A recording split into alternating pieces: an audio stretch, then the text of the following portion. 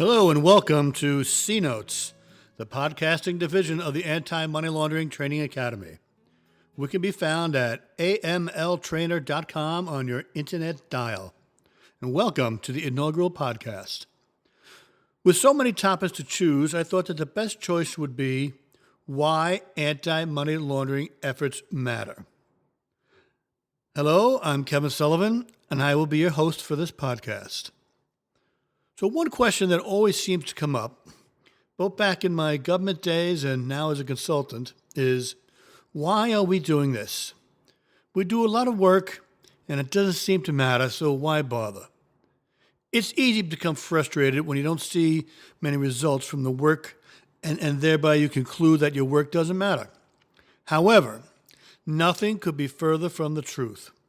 It matters big time. The problem is in the system, not in you. In another podcast, I'll explain the system from alert to arrest, and I'll also cover SARS and KYC in there also. But those will be in the future. For today, we have the most important of topics: why AML efforts matter.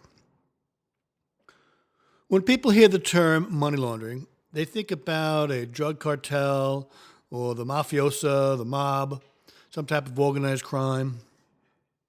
Very few people know just how common money laundering truly is. Money laundering is simply defined as the act of disguising the source or true nature of money obtained through illegal means. Nearly everyone in this day and age is capable of money laundering. So be very aware of the fact that money laundering does not even have to be cash. Anything of value can be laundered.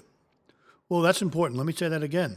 Anything of value can be laundered. So the computers that you're listening on, the headsets that you may have on your ears right now, the iPhone sitting on your desk, they all have value. And as such, I can launder through it. Human trafficking, animal trafficking, does it have value? I can launder through it.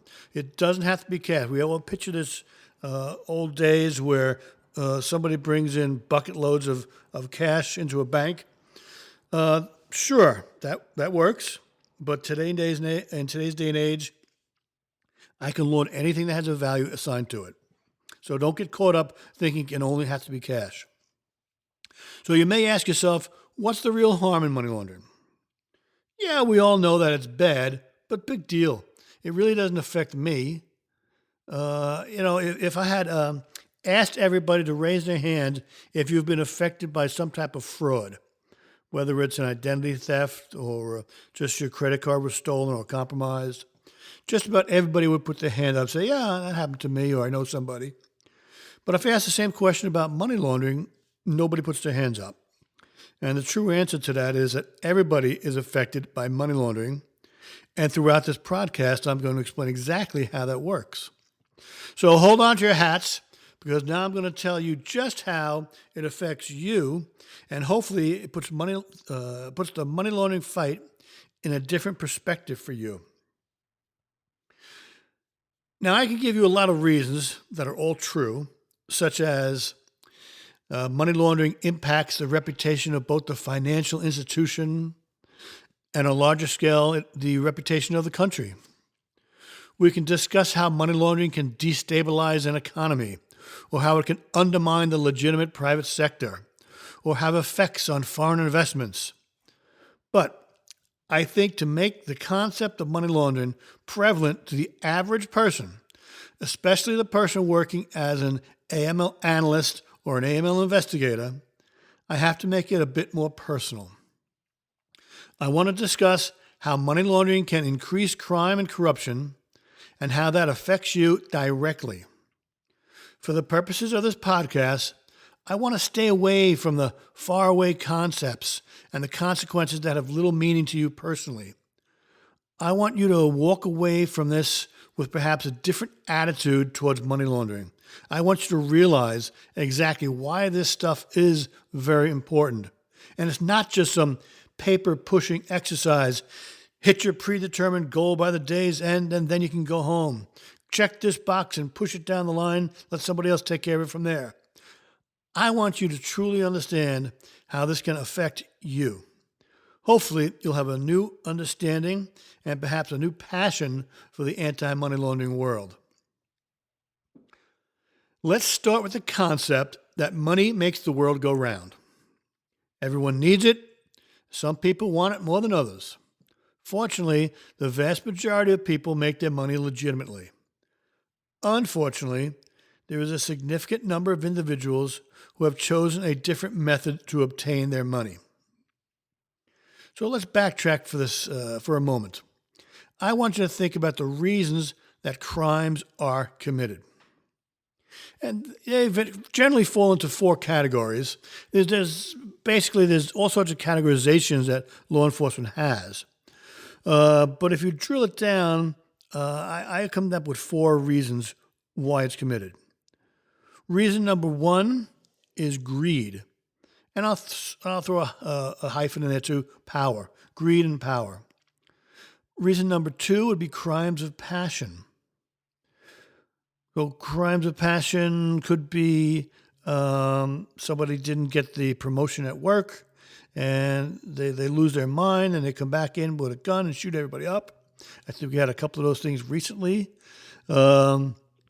It could be someone comes home early from work, finds his wife in bed with the milkman, and he grabs the 9 out of the golf bag and whacks everybody in the head. It wasn't planned, wasn't premeditated. It's a crime of passion done in the moment. You have your emotionally disturbed persons. Those would be the people who take high-powered rifles into a hotel and shoot up concert goers, or go into high school and shoot up children. We call them EDPs, emotionally disturbed persons. There's really no rhyme or reason to it.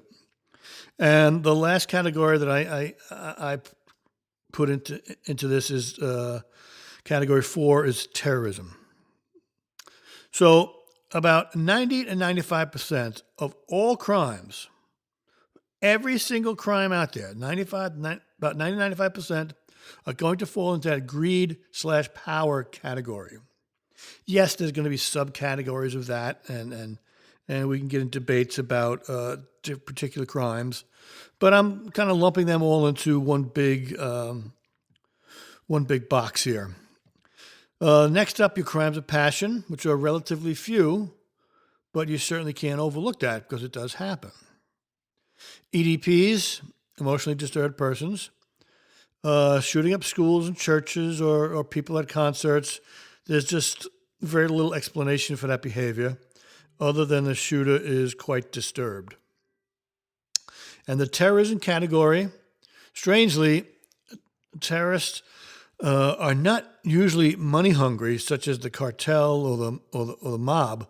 However, while their main intent is to always cause chaos, their main intent is to shine light on their cause and instill fear in the public until the public acquiesces to the demands and or the way of life of the terrorist.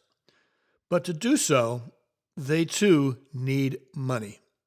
Bullets have to be purchased. People have to be recruited and trained. All this costs money. So terrorists also must launder money to pay for their expenses. So there's my personal 4 groupings. Now, I'm going to drill down further on that. I'm going to take a look at that 90 to 95% with the greed and power category. And if I drill down on who is behind those crimes, I mean, if you just followed it, I mean, I'm not talking, you may say the guy that breaks into your car, steals your car stereo, but why is he doing that? Because he needs drug money. All right, so he needs the money. And that money goes to who? Well, the next guy he's buying the drugs from. And that money goes to who? Well, that goes to the guy that he's buying the drugs from. And that money goes to who? That goes to the regional commander who sells his drugs. And that goes to who? Ultimately goes back to the cartel. So all I'm saying is you just follow as they say, it's follow the money. I'm following the money backwards. So about 90 to 95% of all crime committed is committed for greed and power. And I'm going to suggest that of that 90 to 95% for greed and power, 90% of that is committed by some form of an organized crime. organized crime element, organized crime group. That could be the mafia, that could be the cartels, that could be outlaw motorcycle gangs, that could be street gangs, that could be skinheads, that could be a lot of different groups that are considered an organized criminal element. So keep your thinking caps on here. What do all these bad guys have in common? What do every one of those bad guys have in common? They all have to launder their money. Not one of them made their money legitimately. They all have to launder it. So keep up with me here as I'm getting to the point as to why this matters to you. By successfully laundering their money, the bad guys can and will continue to do what got them there. Human trafficking will continue. Illegal drug distribution will continue. Cars will continue to be stolen. In fact, the bad guys will not only continue, but they will expand their operations. People will be involved in it. Innocent people will get caught up in this. Bad things will happen. Think about this. Approximately $2 trillion, that's 2 trillion with a T, is laundered every single year. So that's a lot of bad guys doing a lot of bad things. So as long as the bad guys are able to launder their ill-gotten gains, death and destruction will most certainly follow. Currently, we have an opioid crisis in the U.S. About 50,000 people are dying each year. That's about one person every 11 minutes. Why do you think this is happening? Do you think the people that sell those drugs or want to be pharmacists some days, they're training to be pharmacists? I don't think so. They're doing it because there's money to be made in selling drugs. There's a lot of money, a lot of easy money to be made in selling drugs. But of course, we all know that you don't see too many old drug dealers on the streets because they don't exist. Old drug dealers are either dead or in jail. So it's not a very good career for your lifespan. However, try telling that to some young kid who thinks he can make a quick buck. So this is why we care about money laundering. It's not just some piece of paper to be checked off and handed off and considered, well, that's a job well done. I can go home today. No, not at all. This is real stuff.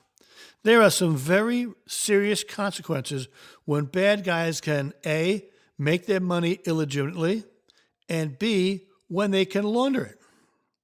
As they carry out their criminal trade, just how long do you think it will be before some of their stink comes knocking at your door? How long before it's your kid that's overdosing on drugs? How long before it's your family member is caught up in some wrong place, wrong time, drive-by shooting? How long before grandmama is victimized by some scammer and she loses her entire nest egg? This is how it's personal. This is why money laundering matters to us, because it does have an effect on us. Maybe not as easy as you can see a fraud on your credit card statement at the end of the month, and you realize, oh boy, I didn't buy all those big screen TVs. How'd that get there? But the fact that value is allowed to be laundered, it's going to come back and bite us every time. Right, so there are all sorts of other reasons why AML efforts matter, but I think the one that has the most value is when you can rationalize it and personalize it. Then you truly understand why we spend our time and efforts attempting to fight the good fight. Never, ever take money laundering for granted. It is the lifeblood of bad guys. So this is why money laundering is important to each one of us. I hope I didn't scare the bejesus out of you, but I do think it's important for the financial industry, particularly on the worker bees, and that they every once in a while see the world of money laundering through the lens of reality. Something happened, something bad happened. Something bad happened, so some crime happened, something was a criminal element happened. And for some reason that gets kicked out, or some suspicious nature gets kicked out, and now you're looking at a piece of paper in front of you that's considered an alert or a trigger. You don't know what happened beforehand. All you know is something fishy is going on. So now it's up to you to at least pass the ball to those who can score the touchdown. So do what you have to do and pass it along so that it gets escalated and that law enforcement gets it and they can look at it. Now, not every alert is going to be that, obviously. But I just want you to understand that there is a reason for all this stuff. It's not a waste of time. It should never feel that you are wasting your time with this, or nobody cares, nobody matters, nobody looks at it. Nothing could be further from the truth. I'll explain to you in another podcast exactly who looks at it and how they look at it and what's done with it. So once again, if you can make it harder for the bad guy to launder his cash, then it makes it harder for him to continue his criminal activities. So think about this, and here now I'm going to personalize it again. Just maybe, the bad guy that you deter might be the drug dealer that would have provided crystal meth to your family member. All right. Thank you for listening. I hope to do more of these types of podcasts, and I always want to make it relatable to the worker bees, both the public and private sector. I'm not doing this for the head honchos. I'm doing this for the real folks out there. You folks are the backbone of the AML process, and you have my admiration for the jobs that you do. So keep up the good work. Okay, and now it's time for my shameless plug. For those of you who want to learn more about AML, you can go to my website at amltrainer.com and see what classes are upcoming. And you can also buy my book, Anti Money Laundering in a Nutshell. It's available at finest stores in most cities and lousiest stores in all cities. Also available on Barnes & Noble and Amazon. Okay, that is a wrap. The inaugural podcast is now in the books. Thank you for your attention. Be on the lookout for future podcasts of C-Notes from the AML Training Academy. And please keep your eyes wide open, and I will see you soon. Thank you.